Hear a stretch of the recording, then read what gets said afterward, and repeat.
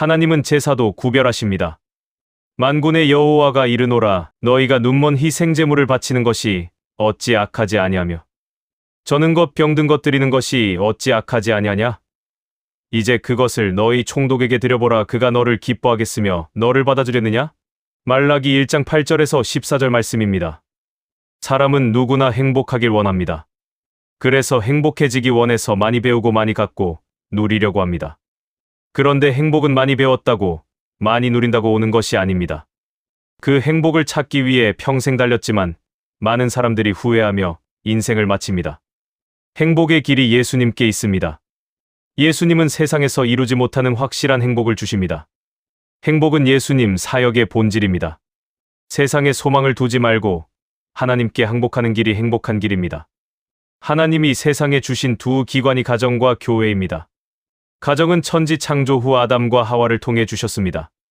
교회는 예수님의 십자가와 부활 사건 이후 성령을 보내심으로 세워진 공동체입니다. 교회는 하나님의 구원을 세상에 전하는 구원받은 사람들의 모임입니다. 구원받은 성도들에게 예배보다 더 소중한 게 없습니다. 말씀, 찬양, 기도, 헌신이 모두 예배입니다. 구약은 제사이고 신약은 예배로 표현합니다. 예배의 성공은 인생이 성공되고 예배의 실패는 신앙의 실패입니다. 아브라함의 삶의 중심은 항상 하나님께 제사를 드리는 일이었습니다. 이스라엘 백성들이 70년의 바벨론의 포로 생활의 원인이 결국 제사의 실패였습니다. 3년 6개월 하늘 문이 닫힌 것도 제단이 무너졌기 때문입니다. 예배는 생명과 같습니다.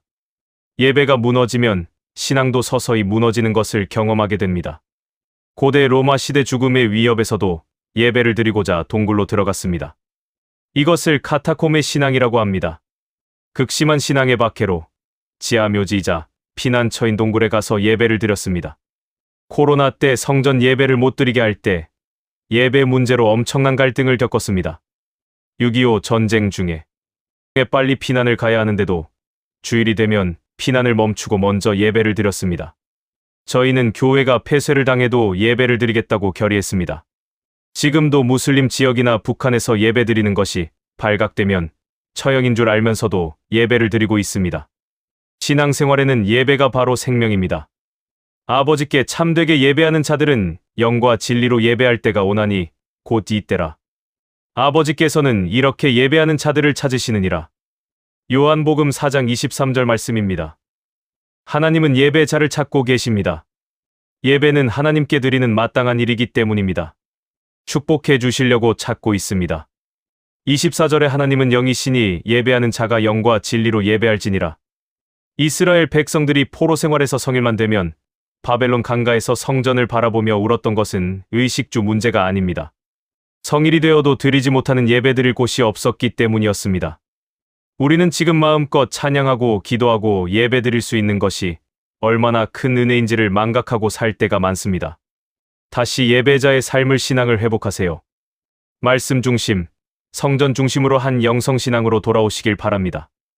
오늘 말씀은 이스라엘 백성들이 바벨론 포로에서 돌아왔습니다. 그토록 어려울 때, 그토록 하나님을 찾던 마음은 무너지고 삶이 편해지니까 신앙이 형식에 빠졌습니다. 기도를 안 드리는 것이 아니라 외식적인 기도를 드렸습니다. 제사를 안 드리는 것이 아니라 형식적으로 드렸습니다. 제물을 드리는데 시장에도 팔아먹지 못할 병든 것, 눈먼 것, 다리 저는 것을 제물이라고 드릴 때 하나님이 분노하시면서 너희 갖고 온 제물을 시장에 가서 팔아봐라. 총독에게 드려보라. 기쁘게 받겠는가? 받지 않는다는 말씀입니다. 8절 말씀입니다. 시장에 팔 수도 없는 제물, 총독도 받지 않을 제물을 어떻게 하나님께 드린다고 하느냐? 누군가 성전 문을 닫았으면 좋겠다고 하셨습니다. 말라기 1장 10절에. 이 말씀은 형식적인 예배, 마지못한 제사, 중심 없는 헌신을 하나님이 얼마나 싫어하시는가를 알 수 있습니다. 오늘 우리의 신앙이 이렇게 형식화되고 변질되어 가고 있지 않습니까? 신앙을 회복하세요. 제사를 거부하셨습니다. 우리는 예배를 회복해야 합니다. 왜요? 1. 하나님이 거부하시는 제사가 있습니다. 만군의 여호와가 이르노라 너희가 내 제단 위에 헛되이 불사르지 못하게 하기 위하여 너희 중에 성전 문을 닫을 자가 있었으면 좋겠도다. 내가 너희를 기뻐하지 아니하며 너희가 손으로 드리는 것을 받지 아니하리라. 10절 말씀입니다. 성전 문을 닫을 자가 있었으면 좋겠도다.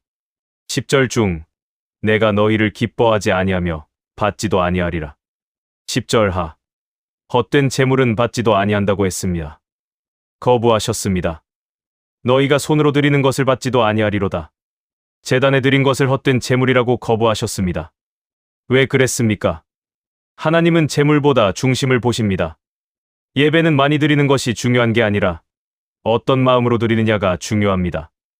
예배 자리에 앉아서 말씀 듣고 찬송하고 기도하고 헌금도 드립니다. 그러나 마음이 하나님께로 향해 드려지지 않고 있다면 그 예배를 기뻐하시지 않습니다. 7절에 너희가 더러운 떡을 나의 제단에 드렸다고 했습니다. 구별되지 않은 형식적인 제사입니다. 8절에 팔아먹지도 못할 재물을 병든 것, 눈먼 것, 총독도 받지 않을 재물을 제단에 드렸습니다. 하나님이 아무것도 모르는, 두려운 줄 모르는 뻔뻔한 모습입니다. 10절에 성전 문을 닫을 자가 있으면 좋겠다. 고 진노를 하셨습니다. 이스라엘이 제사를 안 드리는 게 아닙니다. 기도를 안 드린 것이 아닙니다. 하나님이 받으시는 기도를 드려야 합니다. 하나님이 받지 않는 제사를 드렸습니다. 우리도 기도를 드리는 것이 중요하지만 하나님이 받으시는 기도를 드려야 합니다. 예배를 드리는 것도 중요하지만 하나님이 받으시는 예배를 드려야 합니다. 충성과 봉사를 하는 것도 중요하지만 하나님이 받으시는 충성과 봉사를 해야 합니다. 우리는 무엇을 드렸느냐보다 하나님이 기뻐 받으시게 드리는 것이 중요합니다. 성경의 바리새인과 세리에 대조되는 모습을 보세요. 바리새인들은 기도를 많이 잘 드렸습니다. 주일도 잘 지켰습니다. 11조 잘 드렸습니다. 그런데 주님은 이런 기도를 듣지 않았습니다. 예수님은 이들을 향해 외식하는 바리새인이라고 책망했습니다. 주님은 오히려 세리의 기도를 받으셨습니다. 누가복음 18장 13절 말씀. 1. 우리는 죄인입니다. 2. 의롭게 살지 못했습니다. 3. 주죄를 회개하며 진실한 기도를 드릴 때 주님은 이들의 기도를 들으셨습니다. 신앙생활을 한번 돌아보세요. 신앙은 하나님 앞에 사는 것입니다. 코람데오 누가 알아주든 말든, 보든 말든, 인정하든 말든 하나님 앞에 기도하고 하나님 앞에서 충성하고 섬기는 것이 믿음이다. 2. 하나님이 기뻐하시는 제사가 있습니다. 만군의 여호와가 이르노라 해 뜨는 곳에서부터 해 지는 곳까지의 이방 민족 중에서 내 이름이 크게 될 것이라. 각처에서 내 이름을 위하여 분향하며 깨끗한 제물을 드리리니 이는 내 이름이 이방 민족 중에서 크게 될 것임이니라. 11절 말씀에 하나님이 원하시는 제사는 단순히 제물을 바치는 행위가 아닙니다. 하나님의 이름이 높임받는 예배, 하나님을 존귀히 여기는 예배입니다. 이것을 깨끗한 제물이라고 하셨습니다. 로마서 12장 1절에 거룩한 산제사를 드려라. 11절 하 깨끗한 제물을 드리리니 깨끗한 제물이란 말씀을 주목하세요. 하나님은 무엇을 드렸느냐의 문제가 아닙니다. 하나님이 원하시는 것은 깨끗한 제물이라고 하셨습니다. 깨끗한 제물은 하나님의 구별된 것입니다. 하나님이 원하시는 제사입니다. 하나님은 거룩하신 분입니다. 우리는 구별되게 살아야 합니다. 마음도, 몸도, 영혼도 깨끗해야 하나님이 축복하십니다. 사람도 깨끗할 때 귀하게 쓰임받습니다. 사람도 깨끗할 때 존귀하게 쓰십니다. 디모데후서 2장 20절 21절에 큰 집에는 금그릇과 은그릇뿐 아니라 나무 그릇과 질그릇도 있어 귀하게 쓰는 것도 있고 천하게 쓰는 것도 있나니 그러므로 누구든지 이런 것에서 자기를 깨끗하게 하면 귀히 쓰는 그릇이 되어 거룩하고 주인의 쓰심에 합당하며 모든 선한 일에 준비함이 되리라. 주님은 사람을 그릇으로 비유하셨습니다.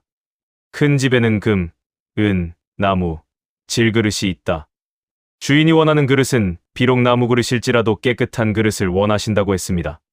세상에는 금이나 은그릇처럼 여러 조건이 뛰어난 사람이 있습니다. 나무나 질그릇처럼 여러모로 부족한 사람도 있을 수 있습니다. 주님이 원하는 사람은 깨끗한 사람이라고 했습니다. 하나님은 더러우면 버리십니다. 금이나 은이라도 버리십니다. 지위고하를 막론하고 더러우면 버립니다. 사회도 버리고 나라도 버리고 사람도 버리십니다. 깨끗하게 살기를 기도해야 합니다. 그런데 왜 하나님이 제사를 거부하셨습니까? 12절에 여호와의 식탁이 더러워졌기 때문이라 했습니다. 여호와의 식탁은 더러워졌고 여호와의 이름을 더럽히는 도다. 성경을 깊이 보세요. 성경의 눈이 열려야 합니다.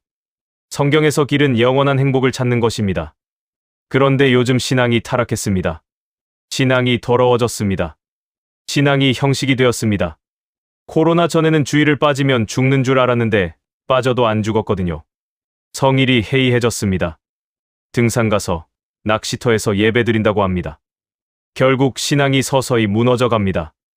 무서운 영적 타락입니다. 여러분은 하나님이 받으시는 깨끗하고 구별된 신앙을 회복하시길 축복합니다. 또한 3. 하나님이 멈추시는 제사가 있습니다.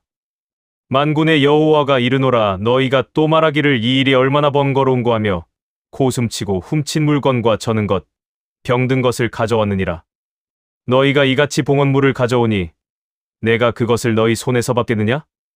이는 여호와의 말이니라. 13절. 영저가 묻기의 특징이 3가지가 있습니다. 1. 예배의 감격이 사라졌습니다. 삼류 드라마를 보고는 눈물을 줄줄 흘리면서도 독생자를 십자가에 내어주신 하나님의 사랑에 대해선 눈물 한 방울 안 나옵니다. 예배가 귀찮은 존재가 되어집니다. 이런 일, 예배하는 일을 번거로워했습니다. 2. 거룩이 사라졌습니다. 코웃음치며 하나님을 두려워하지 않았습니다. 3. 하나님이 우선순위에서 밀려났습니다. 훔친 것, 저는 것, 병든 것을 제물이라고 가져왔습니다. 드릴 수 없는 허물이 있고 상처 있는 것을 제물이라고 드렸습니다. 예배의 형식만 남아 있었습니다. 안 드릴 수는 없고 구색 형식을 갖추기 위해서 드리는 것은 안 됩니다. 하나님은 진노하시며 이런 제사를 거부노하셨습니다. 하나님은 안 보시는 것 같은데 다 보고 계십니다. 부인을 죽여 아궁이에 넣고 10년 후 이사를 갔는데 이사 온 사람이 리모델링 한다고 다 뜯었는데 아궁이에서 시신이 나왔답니다. 내가 그것을 너희 손에서 받겠느냐? 받지 않겠다는 하나님의 단호함입니다. 말라기 시대의 예배가 무너지고 성전 문이 닫혔습니다. 말라기 시대가 얼마나 신앙이 타락한 시대인가를 알 수 있습니다. 하나님 두려운 줄 모를 때 인생을 아무렇게나 살게 됩니다. 그러나 하나님은 안 보는 것 같으나 다 보고 계시고 모르는 것 같으나 다 알고 계십니다. 침묵하는 것 같으나 참고 기다리실 뿐입니다. 기다려도 돌아오지 않으면 손을 대십니다. 건강도 손을 대시고 가정에도 손을 대시고 삶의 현장에도 손을 대십니다. 그 시대도 손을 대십니다. 하나님이 손을 대시면 막을 자가 없습니다. 우시아가 그러했고 사울이 그러했습니다. 요나가 그러했습니다. 당시 제사의 실패는 나라의 운명이 좌우되었습니다. 법궤를 빼앗길 때 나라도 빼앗겼습니다. 신앙생활 하다가 타락하면 세상 사람들보다 더 악해집니다. 왜 그런 줄 아십니까? 사탄이 마음을 지배하기 때문입니다. 누가복음 11장 26절에 어떤 집이 비어 있는 것을 보고 나갔던 귀신이 그 친구 7을 데리고 와서 처음보다 더 황폐해졌다고 했습니다. 예수로 채워지지 않으니 7 귀신을 데리고 들어옵니다. 예수님의 제자 유다를 보세요. 예수님을 떠난 시간 마귀가 그 마음에 탐욕을 넣었습니다. 그때부터 돈 외에는 눈에 보이는 게 없습니다. 사탄이 마음을 어둡게 만들었습니다. 결국은 은 30냥을 받고 예수님을 팔아버렸습니다. 마태복음 26장 14절에서 16절 말씀에 그 돈 가지고 행복하게 산 게 아닙니다. 마태복음 27장 3절에서 8절 원수 마귀는 양심을 괴롭히고 자기를 학대하며 비관하게 만들어서 결국 자살하게 만들었습니다. 하나님은 중심으로 드리는 제사를 받으십니다. 하나님을 속여서 드리면 저주를 받습니다. 짐승 떼 가운데에 수컷이 있거늘 그 서원하는 일에 흠 있는 것으로 속여 내게 드리는 자는 저주를 받으리니 나는 큰 임금이요 내 이름은 이방 민족 중에서 두려워하는 것이 됨이니라. 만군의 여호와의 말이니라. 14절에 흠이 있는 것으로 드리지 마세요. 무엇이 남아서 드리는 것 아닙니다. 시간이 남아서 봉사하는 것 아닙니다. 소유가 남아서 헌신하는 것 아닙니다. 신앙은 먼저 하나님의 것을 구별하는 것입니다. 먼저 주님을 위해 드리는 것입니다. 하나님이 우선순위가 되어야 합니다. 의의 있는 것으로 속여 내게 드리는 자는 저주를 받으리라. 14절 중 하나님께 속여드린다는 것은 얼마나 타락한 마음인가를 알 수 있습니다. 주님이 오시기 500년 전 말라기 시대의 영적 암흑기였습니다. 그런데 오늘날 이 시대가 이렇게 변해가고 있습니다. 지금 유럽 교회가 그러했고 서구 교회가 그러합니다. 한국 교회에도 서서히 어둠이 덮쳐오고 있음을 알아야 합니다. 다른 사람과 신앙을 비교하지 마세요. 다른 교회와 비교하지 마세요. 자기 이념과 가치만도 못합니다. 나는 내 믿음을 지키면 됩니다. 하나님은 살아계십니다. 사랑하는 성도 여러분, 5월을 가정의 달이라고 합니다. 가정은 행복해야 합니다. 행복의 비결이 예수 안에 있습니다. 예배 한번 잘 드리면 보약 먹는 것보다 훨씬 좋습니다. 예배의 성공은 인생의 성공이고 예배 실패는 신앙이 실패합니다. 날마다 예배의 성공자들이 되도록 기도하세요. 중심으로 하나님 섬기면 살아계신 하나님이 반드시 은혜 주시고 축복해 주십니다. 우리 교회도 회복을 넘어 부흥으로 나가야 합니다. 오늘도 하나님이 받으시는 온전한 예배자로 하나님의 보좌 앞으로 나가길 축복합니다.